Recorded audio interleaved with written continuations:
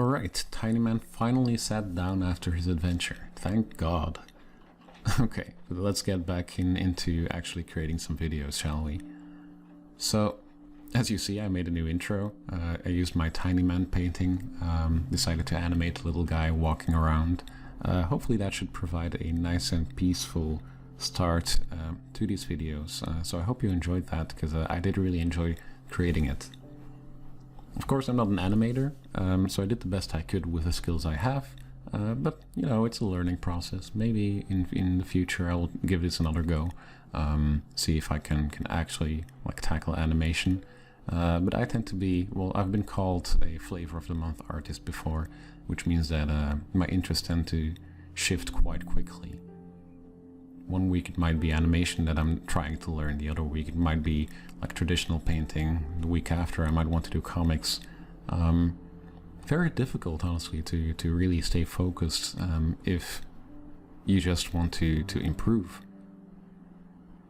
And in fact, that's probably one of the main revelations to me that's helped me personally to keep being productive and to keep going, because I really like having multiple goals. I like being ambitious, striving for things that maybe are a bit out of my depth. Just, you know, having the focus of I want to get better, I want to be the best artist I can be, just opens up so many possibilities rather than limiting the goals you set to just like one specific thing that's fairly attainable. I think that's where a lot of people go wrong. They say like, oh yeah, I want to have this job for this studio, I want to create this project. Well, sure, those are nice long-term goals to have, or short-term, depending on how quickly you can work.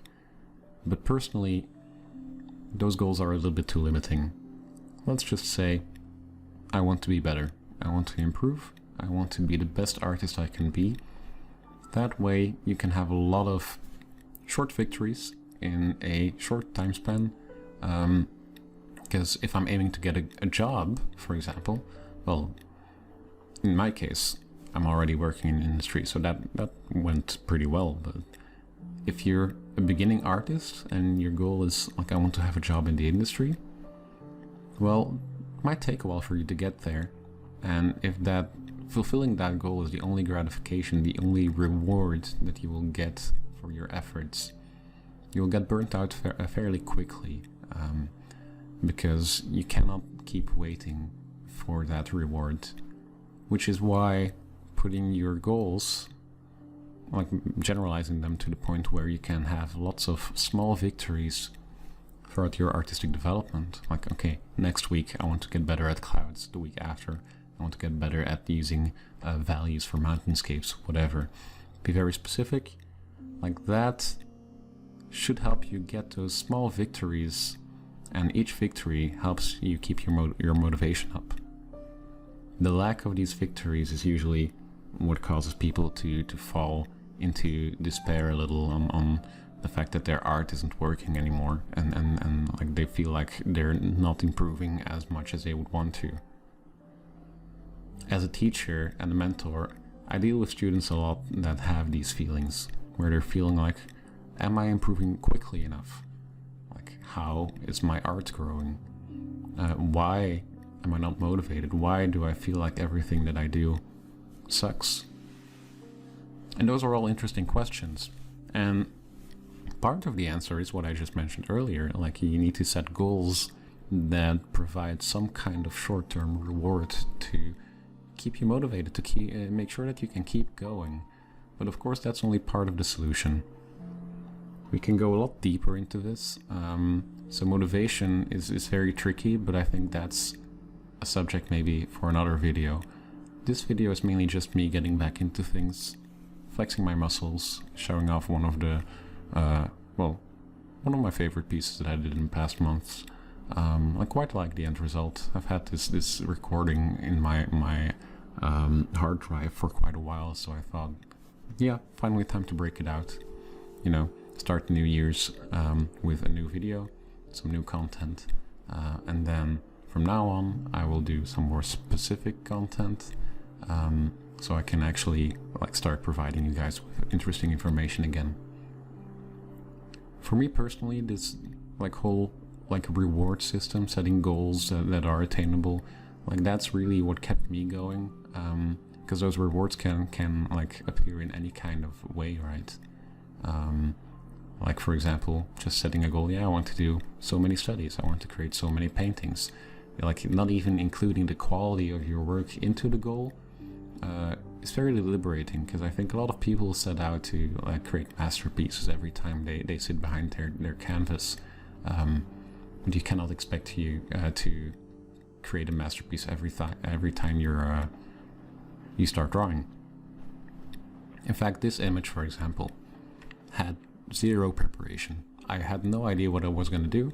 I just happened to be recording it because I made a habit of recording anything I do these days. But yeah, I just started painting. I knew I wanted to try something with a pink underpainting.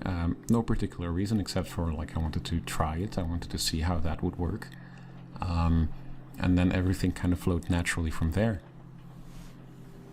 Now, the reason this painting felt right very quickly, and I felt yeah, this is something worth continuing. Part of the reason for that is also because I didn't just start doing this painting first thing in the morning. I had a couple warm-up paintings, the paintings that you saw at the beginning of the video, just some quick little sketches, color sketches, little compositions that really show nothing serious. It's not even thumbnailing to get this composition, you know. It's just me warming up my muscles, getting back into using vibrant colors, arranging my values and such. Basically just practicing before I got started on this. This really allowed me to feel a lot more loose and organic once I started actually painting the image that you see right now. I personally like to let my intuition do a lot of the work, which kind of goes in against some of the teachings that I provide my students with. Usually I tell my students, yeah, you need a lot of preparation. Prior planning and preparation prevents piss poor performance. For those who've followed Evan Amundson's character design course, that's one of the points that he makes, and that's absolutely true. That's something that I really push onto my students. Plan what you do, prepare, make sure that you're ready before you get started, so you can keep working on this. But there's always exceptions. Sometimes it's just fun to mess about and see what comes out, which is exactly the case with the image that you see over here. This is just me messing around, creating something original from imagination, and it just happened to work out, and I quite like the end result. The issue that this workflow still has, though, as you might have noticed, is I tend to change my mind on what it is that I want to put into the scene quite quickly. The left-hand side of the composition, I tried to put a gate there at first, and a bigger building after that, and then I've put in the crane, and the crane kind of works, I do quite like how that looks, but then afterwards, I start messing around again, and I start rearranging some of these elements. It doesn't help that I tend to use one layer for these quick original paintings, because rearranging elements isn't quite as easy when you do that. But that's the fun of things. Creating mistakes, figuring out ways to solve it, really helps you flex your muscles in an interesting way. Keeps you into the painting, right? So that you don't start going on autopilot. And that's really the key thing about being able to create something from scratch, As an artist, of course, there's a bunch of different rules we need to know. We need to know how to actually use our values. We need to know how to group our values. We need to know our perspective. We need to know our compositional rules. But the reason we learn those rules is because we need to level up our intuition. And the only way to do that is by learning new things. Because I do believe that everyone has a baseline level of intuition whenever they start out, Everyone's able to use their intuition to guide them to something that looks at least somewhat appealing. How appealing that is depends on the amount of knowledge that you've gathered on what actually helps you make an appealing image. Like, for example, there's a bunch of design rules like our big, medium, and small. We can use composition rules like the rule of thirds, golden ratio, whatever. But once you know all those rules, it's actually the most fun to kind of loosely navigate your way around them. You still need to keep them into account, but you need to just navigate your way through those rules using your intuition to be able to get the most interesting result out there. The danger you have of sticking too much to like just the knowledge that you have, all of those separate rules, is that you might fall into the trap of creating something that looks fairly inorganic and man-made, which is of course what it is, but we want to give the illusion that it is not. We want to give the illusion that it's actually an organic process that we just kind of naturally flow through. Of course, these rules are there for a reason, so do spend time learning them. There's plenty of ways to go about learning them. Plenty of resources are out there, and I plan to create some videos regarding some of these rules as well myself.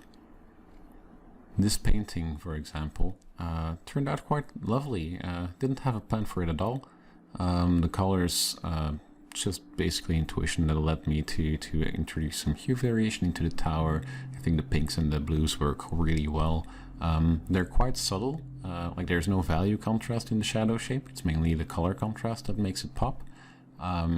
Because the value contrast is low, it doesn't distract from the overall image. It just kind of adds a little bit of an extra flourish. Same thing in the other surfaces. It's all about like adding those little bits of variation in there to keep things interesting. The clouds themselves had a huge impact at actually emphasizing the flow of the composition. I think otherwise the scene itself wouldn't have been as readable, and I do think those three-dimensional shapes kind of help everything come together in a quite nice and organic way. Once you get past that point where you don't really need to rely on those rules anymore and your intuition can lead the way, you'll notice that your self-confidence starts to rise. Because that's when you can actually start creating anything from imagination. And that's, I think, the point that every artist should be striving towards, right? To kind of loop back to what I mentioned at the beginning of the video, striving to be the best artist you can be really is just building out that knowledge so that your intuition can kind of take over and you can create something unique and interesting and something that is really your own without actually having to think about the rules anymore. They kind of become this automatic thing, and like from the moment something like for example those design rules like our big, medium, small, etc. Once you don't really have to think about applying them anymore, you free up brain space to start thinking about other problems. Like, okay, how can I now bring my make my focal point stand out a little bit more, or how can I actually add a little bit more acting and personality to the scene? It's all about freeing up that space to shift your focus to a new subject, and that's why during especially like now the new year has started, for example, when we have our New Year's resolutions, best New Year's resolutions to have is to just kind of move from short-term goal to short-term goal, you know, small subjects at a time, nothing too big to tackle. Have one big overarching long-term goal that you're working towards as well, but try to create a goal that you can be subdivided in these smaller bits and pieces that are much more easily digestible, so that you don't get too demotivated if you lack that positive reinforcement, lack those rewards that come with accomplishing those goals. So hopefully you enjoyed this first video. It was just me a little bit ranting or rambling, I guess, about just random thoughts that came to mind. But next videos are going to be a lot more informative. This was just to roll back into things. So let me know if you have any suggestions on subjects you want me to tackle. Leave a comment down in the comment section and I'll happily have a look at it and see what I can do in providing some interesting information. Take care and see you next time.